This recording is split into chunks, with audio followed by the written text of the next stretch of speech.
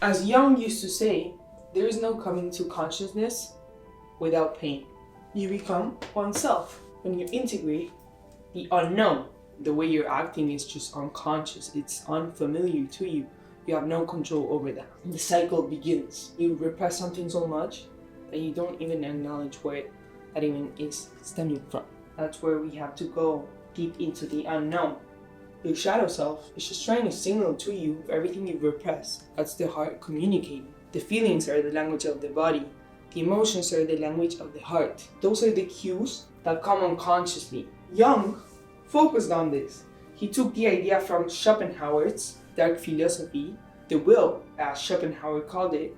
The unconscious will was this internal force. As Jung said, in order to be conscious, to be in the middle, to have this integrated, to build that consciousness of these two worlds, we have to go through the pain of everything unconscious about ourselves. These are the two main luminaries in astrology. This is a way you can understand the archetypes. Your luminaries are the main energies within you. It's your conscious, the sun, your actions, what you do in every day, what you're consciously aware of. The sun, it's the luminary of all of the other stars. It's considered a star because it has its own nuclear fusion. It has its own light. The moon, it doesn't have its own light, but it reflects the sunlight, and it's a satellite. So it determines the time, the cycles, the moon shifts within each woman's cycle. The moon controls the tide in nature from spring all the way through winter, through summer, through autumn.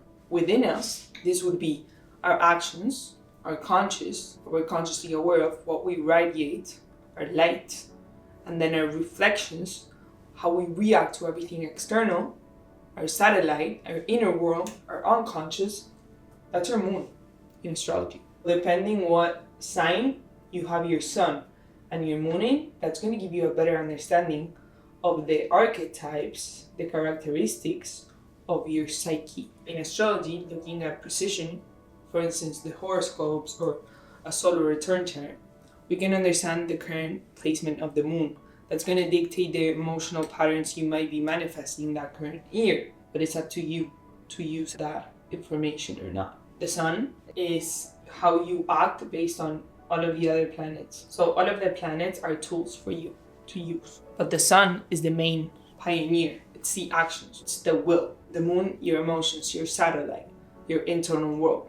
As little as it is, it has all the power. Because if you're not feeling right emotionally, if your energy is not right, then you're not going to be having the energy to fuel the sun to go towards the actions you want to go towards. That's why you're looking at your psyche through astrology, understanding our own archetypes, our conscious and our unconscious world. We get a better understanding on how to ground our own psyche, our own self. We have that self-assurance. That's all astrology is about. Understanding yourself through the archetypes, through the collective unconscious weights we might be carrying. I'm going to hang myself within the cross. Your rising sign is your ascendant. So depending where your ascendant starts, that's how you ascend from the 1st to the 12th house. The circumstances. Each life situations represent a circumstance in your life. The planets, the stars, the constellations, the zodiac signs are the energies you put in those life situations. My ascendant is in Virgo. My 12 houses. My first house, it starts in Virgo. How people perceive me, that's your rising. So if your first house would be in Scorpio, your second house would be in Sag, then Capricorn, then Aquario, and then Pisces, and so on and so forth. So then in my chart, my sun is in Pisces. My sun would fall in the 7th/6th house because my Pisces house is in my 7th house. And then my moon, originally in my blueprint in astrology, is in my 4th house. So the house of the womb, the house where Cancer would be at. This is the house of the self, the womb, then the 7th house is the relationship, the 10th house is the public. This is my energy, my conscious and my unconscious world. If my moon is in my 4th house, then that means that I feel comfortable at my home when I'm within me. When I need to ground my emotions, I go to my 4th house. I have Capricorn there, mixed with Sag. So I like to look for wisdom based on what I'm feeling. Understanding these two energies within me, I can recalibrate myself whenever I need to. I have to learn how to balance these two energies within me. Because when my sun wants to be too Pisces, wants to be too mutable with my emotions, wants to just chill with my emotions and just flow with the energies. My moon needs to go within first, to my fourth house, within, and structure my own emotions before going to everyone else's emotions, try to understand all of the emotional patterns around and just flow with everyone else's emotions. No, I need to go within. I need to check my satellite that's in my fourth house. I need to see if I have the wisdom within about the emotional life within me. And then I can go towards my actions, which my actions in Pisces in the sixth house. I have to work in my emotions in an everyday. I have my sixth house, I have it in Pisces. I have Aquario there too. So I have to be innovative with the way I structure my emotions. You don't know me, but I'm studying psychology. I love to understand the brain. I'm studying neuroscience because I'm curious about the mind, emotions, and everything that deals with the unconscious world. That's Pisces. That's the mutable water, emotional world. A little example about myself.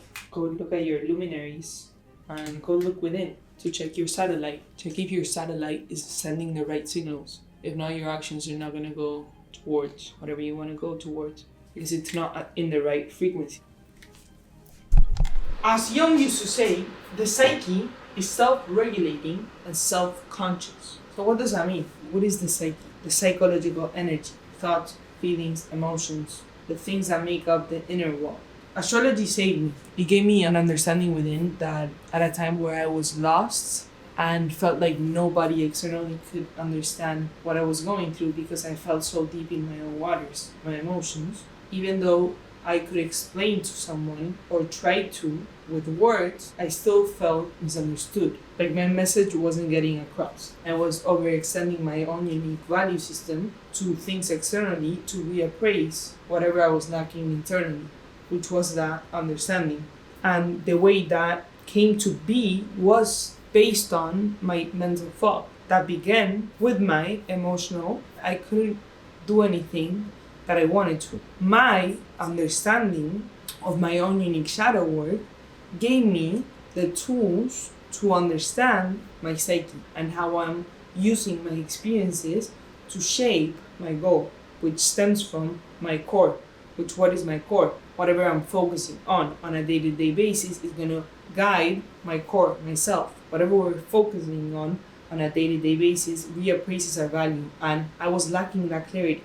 I didn't have that focus. Internally, I felt with lack of words and I hated it because I'm a Virgo ascendant. I needed to understand the detail of it. I have Pisces sun in the sixth house. My everyday actions. What I do based on what I focus on. So as I've shared in other videos, because growing up I had a lot of movement in my environment, I developed a lot of fog internally. That fog led me to internal clarity that I now know how to tackle. By me having that confusion about 2 years ago and beginning this journey of shadow work through astrology, I began starting to understand my own unique energy and how to center it in my own unique collective unconscious. Because me having Pisces,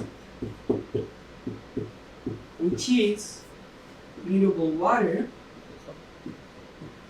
means that there's a lot of points of awareness where I can tap into in the field because Pisces are mutable with their emotions and other people's emotions.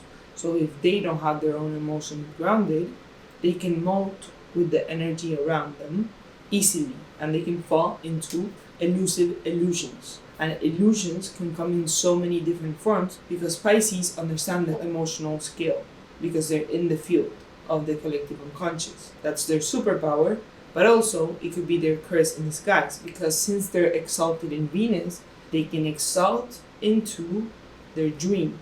And a dream is an illusion that's either good or bad based on your positioning. Good or bad, are you directing your energy based on your goal, your focus, or on scattered energy that you're adapting and creating a bad scenario that is not aligning with your inner core essence.